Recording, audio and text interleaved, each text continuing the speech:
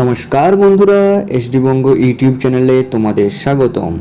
অন্নপূর্ণা যোজনা হোক বা লক্ষ্মীর ভাণ্ডার, 3রা জুন থেকে অনেকের অ্যাকাউন্টে 3000 টাকা কিংবা 1500 টাকা ক্রেডিট হতে শুরু করেছে। কিন্তু অনেকেই 13ই জুন পেরিয়ে গেলেও 3000 বা 1500 কোনো টাকাই পাননি। যারা এখনও পর্যন্ত নতুন ফর্ম ফিল আপ করে উঠতে পারেননি, তাদের ক্ষেত্রে কত টাকা পাবেন তা নিয়ে রয়েছে অনেক সংশয়। অনেকেই অনুমান থেকে বলছেন নতুন ফর্ম জমা না দেওয়া হলে হয়তো টাকা পাবে না আর কেউ, কিন্তু তার কোনো সত্যতা এখনও জানা যায়নি। ফলে আগামী 90 দিনের মধ্যে আবেদন জমা না দেওয়া পর্যন্ত আশা করা হচ্ছে অ্যাকাউন্টে লক্ষ্মীর ভাণ্ডারের টাকা পাবেন উপভোক্তারা। তো আজকে আমি একটি স্ক্রিনশট পেয়ে গেছি, সেই স্ক্রিনশটটি তোমাদের দেখাচ্ছি। তো বন্ধুরা, আজকের এই স্ক্রিনশটটি যিনি পাঠিয়েছেন তিনি হচ্ছেন বাঁকুড়া জেলার বাসিন্দা। তিনি তার এই মেসেজের স্ক্রিনশটটি আমায় পাঠিয়েছেন। তো এই স্ক্রিনশটে তোমরা দেখতে পাচ্ছ ডিবিটি বাই গভর্নমেন্ট, ডিবিটির মাধ্যমে এই টাকা তার ব্যাঙ্ক অ্যাকাউন্টে ঢুকেছে, আর সম্পূর্ণ সরকারি। ঠিক আছে, কত টাকা ঢুকেছে? 3000 টাকা। 3000 টাকা অন্নপূর্ণা ভাণ্ডারে ঢুকেছে, ক্রেডিট হয়েছে। ঠিক আছে, তো এই হচ্ছে তার অ্যাকাউন্ট নম্বর। মেন কথা হচ্ছে কত তারিখে ঢুকেছে, 16/6/2024।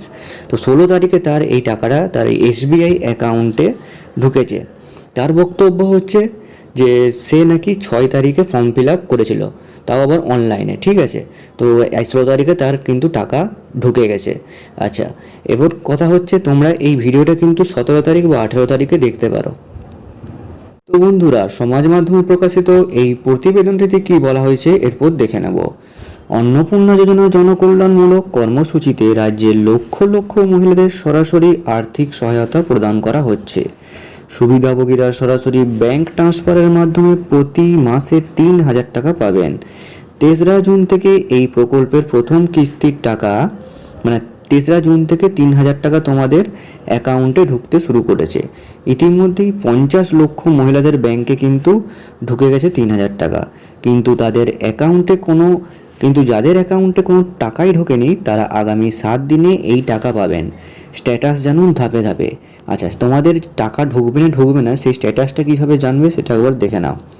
অন্নপূর্ণা ভাণ্ডারে কত টাকা ঢুকবে তা জানতে স্ট্যাটাস চেক করতে এই যে লিঙ্কটা দিয়েছে, এই লিঙ্কটাতে ক্লিক করে তোমাদের অন্নপূর্ণা ভাণ্ডারের অফিসিয়াল পোর্টালে, যেটা তোমার হচ্ছে http://socialregistry.wb.gov.in, এটাতে ক্লিক করতে হবে। এটাতে যাওয়ার পর তোমাদের যে পেজটি আসবে সেটাতে দেখতে পাবে ট্র্যাক অ্যাপ্লিকেশন স্ট্যাটাসে তোমাদের এখানে ক্লিক করতে হবে।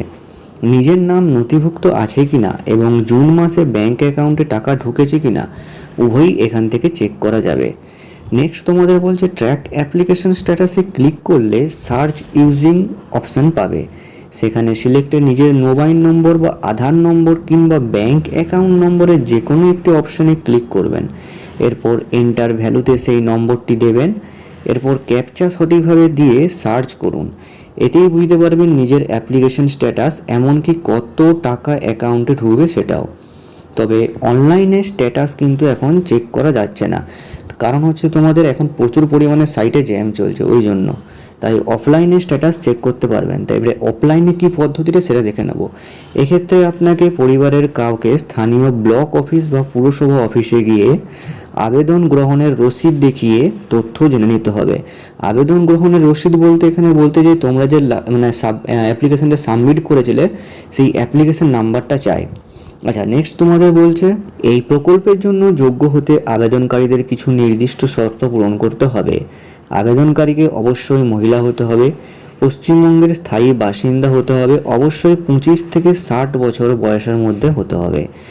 আয়করদাতা হওয়া যাবে না, মানে ইনকাম ট্যাক্স যারা পে করেন তারা কিন্তু পাবেন না। স্থায়ী বা অবসরপ্রাপ্ত সরকারি কর্মচারী অথবা রাজ্য বা কেন্দ্রীয় সরকারের পঞ্চায়েত, সংবিধিবদ্ধ সংস্থা, স্থানীয় সংস্থা, পৌরসভা বা সরকারি সাহায্যপ্রাপ্ত শিক্ষা প্রতিষ্ঠান থেকে নিয়মিত বেতন বা পেনশন গ্রহণকারী হওয়া যাবে না। পশ্চিমবঙ্গের কোনো সরকারি সাহায্যপ্রাপ্ত শিক্ষা প্রতিষ্ঠানে শিক্ষক বা অশিক্ষক পদে নিযুক্ত থাকা যাবে না।